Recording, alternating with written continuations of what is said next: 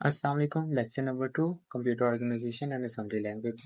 आज हम basic computer organisation को पढ़ेंगे।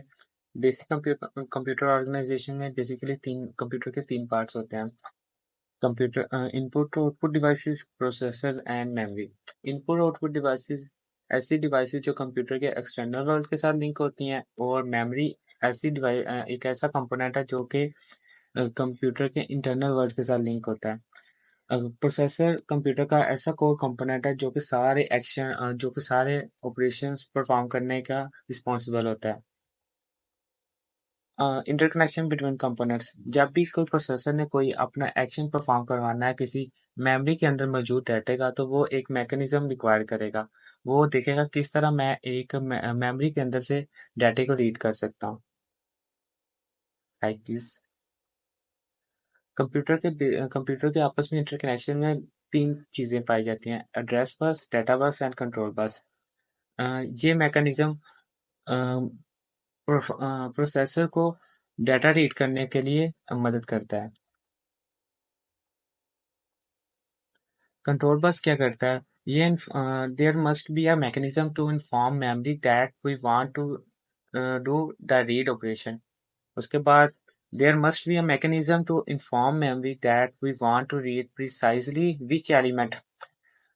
ये एड्रेस बस, जैसे कि नाम से ही पता चल रहा है कि कंप्यूटर को बताता है कि किस लोकेशन पे, किस स्पेसिफिक लोकेशन पे हमारा डाटा पड़ा है।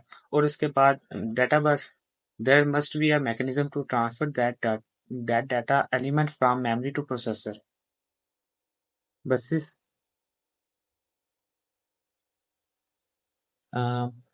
जैसे कि इधर एक एग्जांपल में दिखाया गया है कि एक एड्रेस प्रोवाइड किया गया है प्रोसेसर की तरफ से मेमोरी के अंदर, और एक हमने बताया कि हम इस पे रीड ऑपरेशन करवा रहे हैं, और मेमोरी के उस लोकेशन पे जो भी डाटा पड़ा था वो प्रोसेसर को ट्रांसफर किया गया।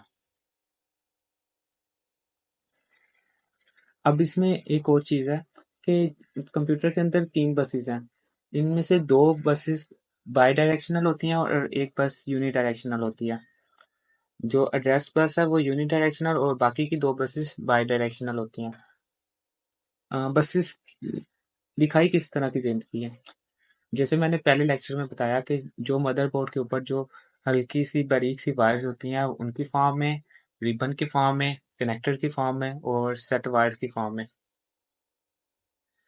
Basic memory organisation.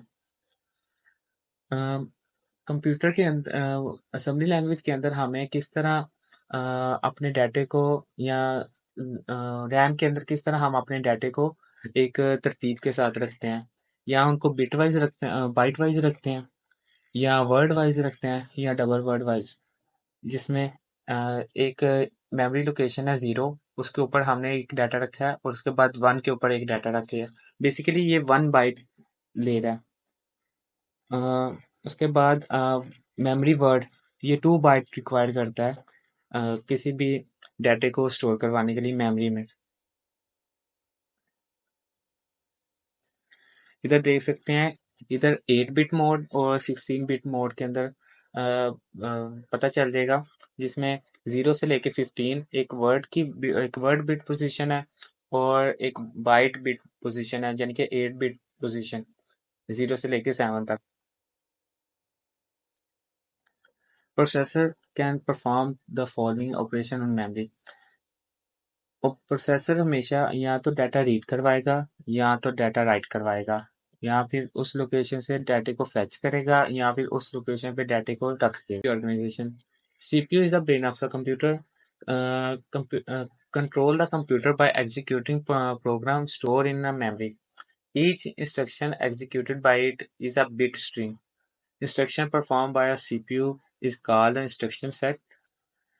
बेसिकली हमारे पास दो टाइप के इधर फंक्शन पाए जाते हैं: एग्जीक्यूशनल यूनिट और बस इंटरफेस यूनिट।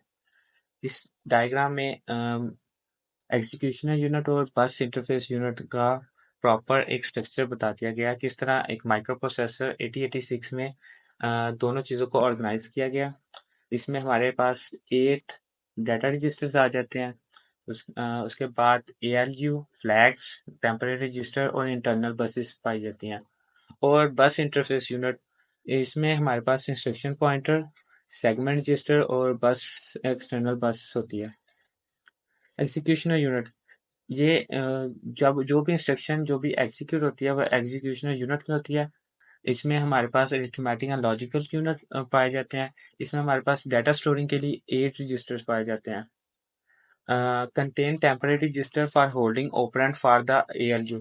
जब भी हम कोई अरिथमेटिक या लॉजिकल एक्शन परफॉर्म करवा रहे होते हैं तो हम आर्जी तौर पे जो रजिस्टर्स को कैरी करते हैं वो टेम्परेरी रजिस्टर होते हैं। उसके बाद फ्लैग, जब भी हम कोई अरिथमेटिक या logical unit arithmetic and logical operation perform करते हैं तो हमारे पास उसके डिफरेंट रिजल्ट्स निकलते हैं।